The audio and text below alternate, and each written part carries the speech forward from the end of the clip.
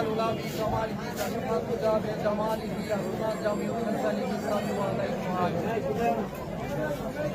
إن الله وملائكته يصلون على النبي يا أيها الذين آمنوا صلوا عليه وسلموا تسليما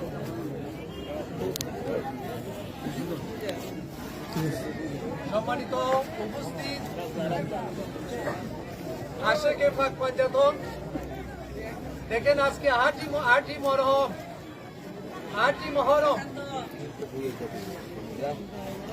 7ই মহরম থেকে কিন্তু কারবালার পানি বন্ধ করে দেওয়া হয়েছে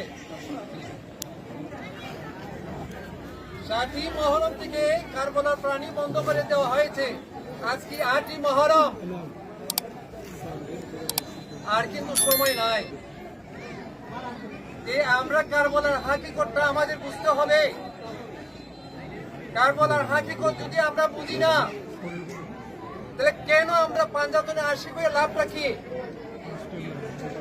যদি ইমাম হুসাইনকে যদি আমরা চিনি না ইমাম হুসাইনকে তাহলে আমরা এই পাক পাঞ্জাতনে আশিক হওয়ার কোনো লাভ নাই কারবালাতে ইমাম হুসাইনকে শহীদ করে দেওয়া হয়েছে কিন্তু আল্লাহ রাসূল বলেন যে ইমাম হুসাইনকে শহীদ করে দেওয়া হয় নাই আমি নবীকে শহীদ করে দেওয়া হয়েছে কারবালা কি জন্য হয়েছে কারবালাটা কেন হয়েছে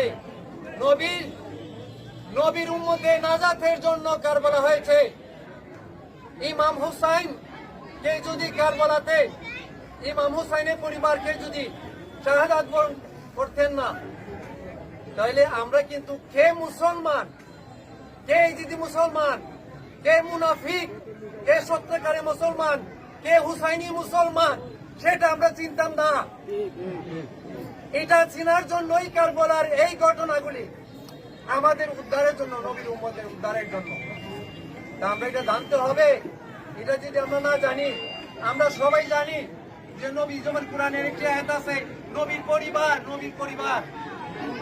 পরিবার বলা হয় এই নবী পরিবার বলতে কি বলা হয়েছে নবীর পরিবার বলতে কি বুঝাইছে নবীর পরিবারের মধ্যে কি পরিবার বলতে কাকে বুঝাইছেন নবীর পরিবার বলতে এইটাই মানে বোঝানো হয়েছে যে পরিবার তো ঘরের একজন লোক সদস্য আমার ঘরের মধ্যে থাকে 10 বছর 20 বছর থাকে সেও তো আমার পরিবার হইতে পারে কিন্তু না আল্লাহ রাসূল বুঝাই দিয়েছেন যে এরা আমার পরিবার না আমার পরিবার হইলে এরা কারা আল্লাহ বলে দিয়েছেন যে এরা আপনার পরিবার কারা রাসূল করিম সাল্লাল্লাহু আলাইহি সাল্লাম একটি কালো চাদর উনি একটা কালো চাদর দিয়ে ঘর বানাইছেন ঘর বানাইয়া ওই কালো চাদরের ভিতরে ইমাম হুসাইনকে ঢুকাইছেন ওই চাদরের ভিতরে ইমাম হাসানকে ঢুকাইছেন এই চাদরের ভিতরে মা খাতুনে জান্নাতকে ঢুকাইছেন ওই চাদরের ভিতরে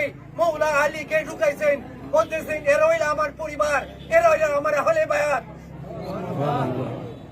এদের প্রতি যারা ভালোবাসা রাখলো আমি রসুলের প্রতি ভালোবাসা রাখলো এদের প্রতি যারা বিদ্বেষ পোষণ করলো তারা আমি রসুলের প্রতি বিদ্বেষ পোষণ করবো এই রাসূলের প্রতি বিদ্বেষ পোষণ করা আল্লাহর প্রতি বিদ্বেষ পোষণ করা নবীর আহলে বায়াত ছাড়া আমাদের কোনো পথ নাই যাওয়ার কোনো পথ নাই নবীর আহলে বায়াতুল্লাহ কষ্ট করছেন কিরকম কষ্ট করছেন আমরাও কষ্ট করব যেমন খাজা মঈনুদ্দিন চিশতি রহমাতুল্লাহ আলাইহি উনি কি বলছেন যে আমি ইমাম হুসাইনের জুলজেনার গুড়ার পায়ের গুড়ার দুলার সমান না আমি যদি সেই সময় ওই কারবালার প্রান্তরে আমি মঈনুদ্দিন থাকতাম এই আঙ্গুলে একটা খুঁচা দিয়া পানি ঝর্ণা বয়ে দিতাম আমাদের ইমাম হাসান ইমাম হুসাইন মৌলা আলী মাহাতুনে জান্নাত ছাড়া আমাদের উপায় আছে আর উনাদের কথা বললে একটু লোক বলে যারা শিয়া হয়ে গেছে শিয়া বুঝে না কাকে বলে শিয়া তারা ওই যারা নবীর দল করে যারা মৌলা আলীর দল করে যারা মাহাতুনে জান্নাতের দল করে যারা ইমাম হাসান হুসাইনের দল করে এরা হইল শিয়া শিয়া শব্দের অর্থ কি দল পন্থী কোরআন শরীফে আল্লাহ পাক ঘোষণা করছেন ওয়াইন্না মিন শিয়াতি লা ইব্রাহিম আমরা কার দল করতাম এই জিদের দল করতাম মুনাফিকদের দল করতাম আমরা কার দল করবো ইমাম হুসাইনের দল করবো নবী দল করব, মৌলা আলী দল করব, মা খাতুনে জান্নাতের দল করব, ইমাম হাসান হুসাইনের দল করব, আমরা নবীর বংশের দল করব। আমরা কার দল করব? আমরা মুনাফিকদের দল কখনো করতে চাই না। মুনাফিকদের দল করতে হবে না। নামাজ রোজা মুনাফিকদের হবে না। মুনাফিকদের নামাজ নাই, রোজা নাই, হজ নাই, যাকাত নাই, এমনকি মৃত্যুর পরে তাদের জানাজা নাই। কে নিষেধ করছেন? আল্লাহ নিষেধ করে দিয়েছেন। তাহলে আমাদের বুঝতে হবে নবী পরিবার কে, ইমাম হুসাইন কে। ইমাম হুসাইন মহান কুরবান কি, মহান কুরবান কি? ইমাম হুসাইনে আমার নবী পরিবার জ্যান্ত কুরবান দিয়েছেন, প্রমাণ দেখাইছেন কারবালার প্রান্তরে। দেখো আমি জ্যান্ত, আমার বর্জনকে, আমার আমার আহলে বাইতকে আমি তোমাদেরকে কুরবান দিয়ে দিলাম। আমরা বুঝতে হবে যে পাক পাঞ্জাবের এই যে নবী করিম সাল্লাল্লাহু আলাইহি ওয়াসাল্লাম বলছেন যে হে মানব মণ্ডলী, আমি তোমাদের মধ্যে দুটি জিনিস রেখে গেলাম, প্রথমটা আল্লাহর কোরআন, দ্বিতীয়টা আমার আহলে বায়াত। ওই দুইটাকে শক্ত করে ধরো। ওই দুইটার থেকে যদি একটা বাদ দিয়ে দাও তাহলে তোমরা প্রদগ্রস্ত হয়ে যাবে। তাহলে নবীর আহলে বায়াতকে যারা বাদ দিবে সে প্রদগ্রস্ত। তার নামাজ হবে না, তার রোজা হবে না, তার হজ হবে না, তার যাকাত হবে না, তার কোনো কিছু হবে না। নবীর আহলে বাইতের ভালোবাসা দিয়ে কিন্তু আমরা ইমানদার হতে পারবো না। এই কারণে আল্লাহ রাসূল বলছেন, এ আলী, তোমাকে শুধু মুমিনরাই মহব্বত করবে, আর কেবল মুনাফিকরাই তোমার সাথে বিদ্বেষ পোষণ করবে। আল হাদিস।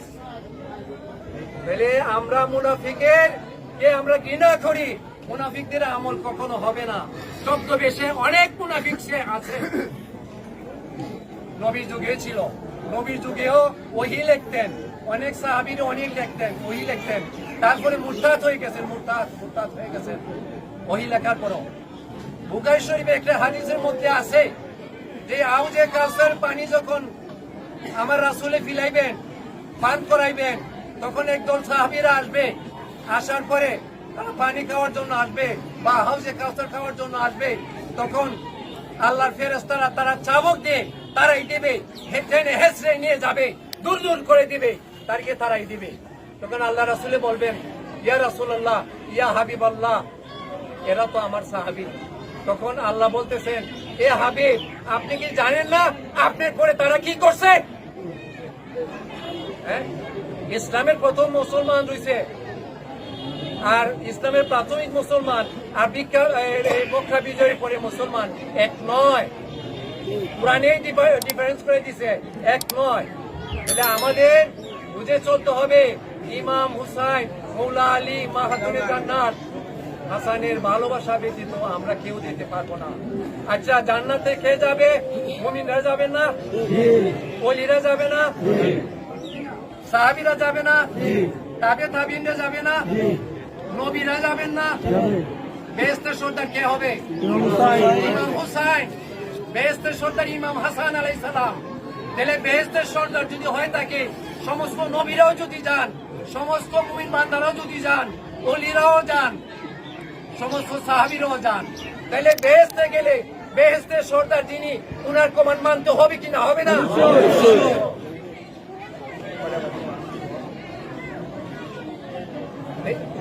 এই বিষয়গুলির মধ্যে আমাদের খেয়াল থাকতে হবে। আহলে বায়াতের ভালোবাসা মুনাফিকের মতো করলে কাম হবে না। এটা দেখাই দিব, প্রমাণ করে দিব, যেটা কারবালা প্রান্তরে দেখাই গেছে। ৭২ জন তারা আমার চোখের সামনে তারা শাহাদাত বরণ করছে, কিন্তু কেউ পারবে না একটা সন্তানকে সরাসরি সেই জবাই করতে। কিন্তু আল্লাহ রাসূলের পরিবারকে, নবীর উম্মতের জন্য উনার সমস্ত জন পর্যন্তকে উনি শাহাদাত বরণ করে দিয়েছেন কারবালার প্রান্তরে। আমরা কার উসিলায় নবী নবী নবী কি আমরা নবী ডাকলে কাম হবে? নবীর আহলের বায়াতের সাথে যদি বিদ্বেষ পোষণ করি আর নবীকে যদি ডাকি, নামাজও হবে না। নবীর আহলে বায়াতের ভালোবাসা হইল ফরজ, নামাজ যেমন ফরজ, নবীর আহলে বায়াতের ভালোবাসা ফরজ। কিন্তু নবীর আহলে বায়াতের ভালোবাসা বা নবীর আহলে বায়াতকে যদি আমরা নামাজে অনুসরণ না করি, আমরা যদি দুরূদ শরীফটা পাঠ না করি, ওয়ালা আলে মুহাম্মদ, তখন আমাদের নামাজ হবে না। তো ওয়ালা আলে মুহাম্মদ শব্দের অর্থ কি? মুহাম্মদ এবং মুহাম্মদ আলের বংশধর উপরে সালাম পাঠ করা হয়। কোন আলেম ওলামারা, পীর মাশায়েখরা কখনো কেউ এটা বাদ দিতে পারবে না। যতক্ষণ পর্যন্ত নবী এবং নবীর আওলাদের উপরে দুরূদ ও সালাম পাঠ করা না হয়। তাহলে আমরা কার নামাজ পড়বো? নামাজ কি আমরা পড়ি না? আমরা পড়ি। মৌলা আলী বলছেন, আমি ওই নামাজ পড়ি না যে নামাজে আল্লাহকে দেখা যায় না। আমি নামাজ পড়লে আল্লাহকে দেখে আমি নামাজ পড়ি। মৌলা আলী কি বলছিলেন? সিপ্পিনের যুদ্ধে মৌলা আলীর সাথে কারা বাটপারি বেমানি করছিল? কারা? সিপ্পিনের যুদ্ধের মধ্যে কে করেছিল? মাবিয়া করেছিল, চুক্তি ভঙ্গ করেছিল। সেই চুক্তি রাখে নাই। আমরা সাহাবীদের কোন সাহাবীদেরকে গালি দিচ্ছি না। আমরা কারে গালি দিচ্ছি? যারা নবীর আহলে বাইতকে যারা মানে না, নবীর বংশধরকে যারা মানে না, তারা কখনো সাহাবী হতে পারে না। বলেন ইয়া হুসাইন, ইয়া হুসাইন, ইয়া হুসাইন, ইয়া মাওলা আলী, ইয়া হুসাইন। আমাদের ঈমান হইল নবীর আহলে বায়াত, নবীর পরিবার। আমাদের এটা ছাড়া আমাদের যাওয়ার কোনো পথ নাই। আজকে 8ই মুহররম, সময় সংক্ষিপ্ত, বেশি বলা যাবে না। আপনারা এখানে আহলে বায়াতের মহব্বতে আসছেন। আজকে এখানে এই যে ইমাম হুসাইনি ইমামপাড়া, ওইখানে সবাই আপনারা আসছেন, আহলে বায়াতের মহব্বতে আসছেন। কি কিছু নেওয়ার জন্য আসেন নাই? কিছু পাওয়ার জন্য, কিছু জানার জন্য আসেন নাই? তাহলে আমরা যদি এটা কিছু জানি না, আমরা কেন আসবো? এখানে কিছু যদি পাই না, তাহলে আমরা কেন আসবো? আমরা তো কিছু আশা করেন।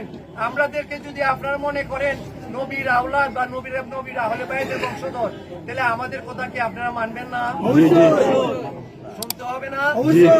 তাহলে আমাদের একটা কথা হই যে দেখেন, এখানে মাঝে আমাদের কোনো ডিভাইড কোনো কিছু নাই। আমরা সত্যিকারের ভালোবাসা, নবীর আহলে বায়াতের ভালোবাসা, পাক পাঞ্জাতনের ভালোবাসা ছাড়া আমাদের কোনো উপায় নাই। এটা কোনো বিষয় না, কারণ আমরা বুঝি না বুঝার কারণে আমরা অনেক মন্তব্য করি। কিন্তু আসলে শিয়া বলতে কি বোঝানো হয়েছে? শিয়া বলতে দল বোঝানো হয়েছে, পন্থী, অনুসারী। আমরা কার দল করতে পারি? সরকারি দল করতে পারি, আওয়ামী লীগের দল করতে পারি, বিএনপি দল করতে পারি, আমরা জাতীয় পার্টির দল করতে পারি, জামাতের দল করতে পারি। তাহলে আমরা নবীর পরিবারের আহলে বায়াতের দল করতে পারি না? আমরা শিয়া কেন হব? আমরা কার শিয়া? আমরা আলীর শিয়া, আমরা ইমাম হাসান, ইমাম হুসাইন, মা খাতুনে জান্নাতের শিয়া। শিয়া বললে কি আমরা কি হবে? শিয়া না হইলে তো প্রকৃত মুসলমান হতে পারবে না। কারণ আমাদের মাযহাবের ইমাম শাফি রহমতুল্লাহ আলাইহি বলছেন, কি বলছেন? যে আমি ইমাম হুসাইনের মহব্বত করতে যাই, আর যদি আমাকে কেউ রাফিজি বলে, তো ওই মুহূর্তে জিন ইনসান সাক্ষী থাকুক, আমি ওই মুহূর্তে রাফিজি হয়ে গেলাম। এই মাযহাবের 4টি ইমামের মধ্যে একজন ইমাম শাফি। উনার পায়ের ধুলার সমান কেউ হতে পারবে না। কিন্তু উনি বলছেন আমরা কেন মানবো না? খাজা বাবা বলি না, একজন নবীও কিন্তু পারছেন না এত মুসলমান করতেন। খাজা বাবা যতটুকু করছেন 99 লক্ষ বিধর্মীকে মুসলমান করছেন খাজা বাবা। আর নূহ আলাইহিস সালামের কতজন? মোটে 40 জনের মতন। কিন্তু একজন ওলি হইয়া দেখছেন কি করছেন? উনি কি কইছেন? যে আমি ইমাম হুসাইনের গুড়ার জুলজেনার গুড়ার পায়ের গুড়ার সমান না। আমি যদি ওই মনের দিন সে সময় থাকতাম, কাঙ্গুল দিয়া একটা কুচা দিতাম, পানি জন্ডা বয়ে দিতাম। তাহলে গুলামে পারেন, মনিবে পারেন না? আমাদের মনিব কে? ওনারা আমাদের মনিব, আমাদের মাওলা। আমি সময় ওই সংক্ষিপ্ত, শেষ হয়ে গেছে, আজানের টাইম হয়ে গেছে, এখন সময় নাই আর। আমি আপনাদের কাছে যদি আমি কোনো কথা বলতে যাই, আর যদি আপনারা যদি মনের মধ্যে কোনো পোষণ করেন বা কোনো কিছু বুঝার থাকেন, ইনশাল্লাহ আমরা বুঝাই দেওয়ার জন্য প্রস্তুত আছি। ইনশাল্লাহ আমি যে কথাগুলি বলছি, যদি হাদিস থেকে যদি আমি না দেখাই দিতে পারি, তাহলে আমাদেরকে বলবেন। আমি এখানে থেকে আপনাদের কাছ থেকে বিদায় নিয়ে এলাম। আজান পড়ে গেছে। আসসালামু আলাইকুম ওয়া রাহমাতুল্লাহ ওয়া বারাকাতুহু।